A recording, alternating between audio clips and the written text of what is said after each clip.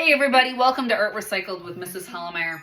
Today I was inspired by my nephew who loves to make these paper army characters. He's so creative with them. And so I was thinking I wanted a way to use up old playing cards. I don't know about you, but sometimes my decks of playing cards, they just disappear and I have no idea where they went. So I wanted a way to use those up.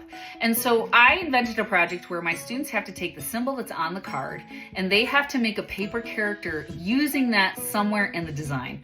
So as you can see, the dog has a heart for a face, the cat has a diamond for its face, the bird a spade, and the hippo is the club. And so today, to do this, what you're going to need is you're obviously going to need some old playing cards. I like liquid glue for this.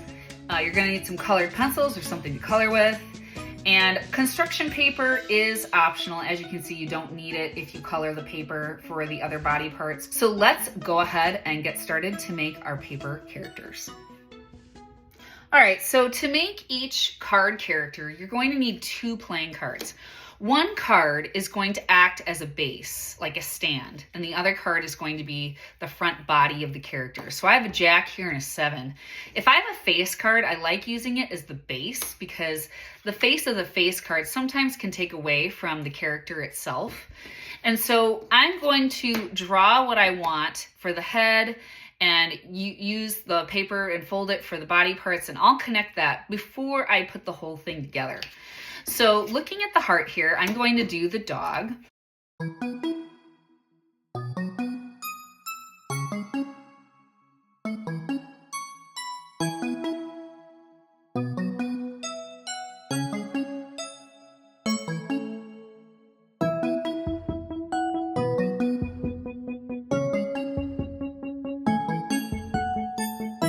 All right, there we go. So now I'm going to make the arms for my puppy, and I'm going to cut my construction paper. I'm just going to cut it in a strip like this. And I don't want it too wide because I'm going to fold this into a zigzag fold. So if I have to cut this a little thinner, I can. There we go, like that. And I'm going to cut this in half and then round off each side because I want them to look like rounded paws. Now obviously for my bird here, you can tell I cut a totally different shape for the wings. Now I'm going to fold this back and forth like this to make it kind of a spring, right? So it's a zigzag fold. And then I'm going to take my marker and draw my little paw lines on there. Back, forward, let go. It should look like a letter M almost.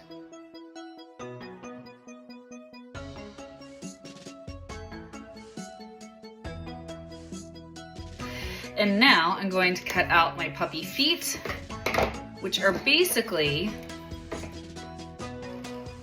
just big letter U's. And I'm purposely making them too big because a good portion of these are going to be hiding under the card character. So just keep that in mind with your feet. Like if I flip this over, you want them large enough. And if they're too big, you just hide most of them under the base there.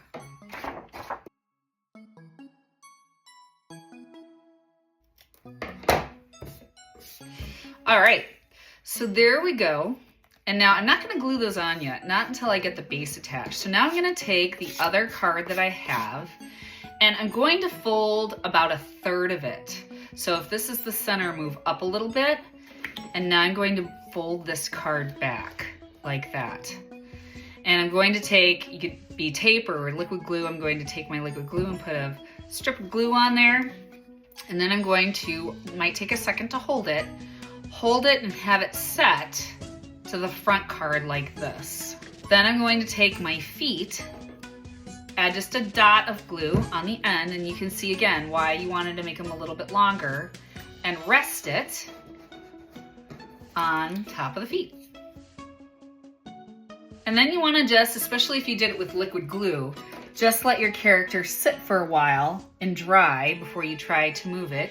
If you use tape, obviously it would be dry right away, but it sets faster than you think. And then as you can see, you have these really cute paper characters. And again, my kids love to do stop motion with these. It's a great app to do animation with, photography animation. But again, it doesn't have to be animals. It can be any type of character.